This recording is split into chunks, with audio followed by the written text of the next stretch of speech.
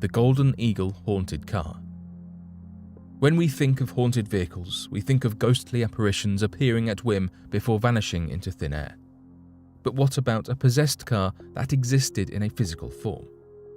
It almost sounds like something from a Stephen King novel, which it is, but it's also based on a true story.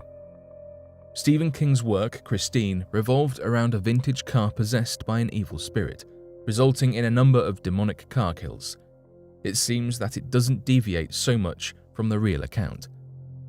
The car was a 1964 Dodge 330, a four-door sedan that began life as a police car in Old Orchard Beach, Maine.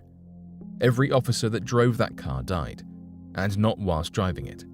Each of those 3 officers committed murder-suicides, brutally killing both themselves and their families.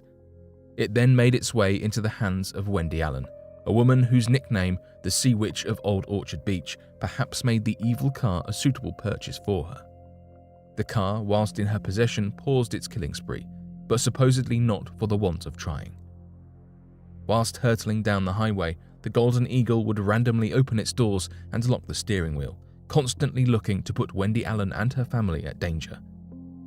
However, perhaps with her knowledge of the dark arts, Wendy was able to suitably restrain the vehicle from carrying out any fatal consequences on her loved ones. But that didn't mean others were safe. Stories of the evil machine circulated the community, and members of the local church clearly didn't take kindly to this. They ended up vandalizing the car. Those who did would pay with their lives. One was hit by lightning, another decapitated by an 18-wheeler. Even just being in the vicinity of the vehicle could be enough to make you meet your end. 2 children hit by other cars onto the Golden Eagle both died before paramedics could even reach them.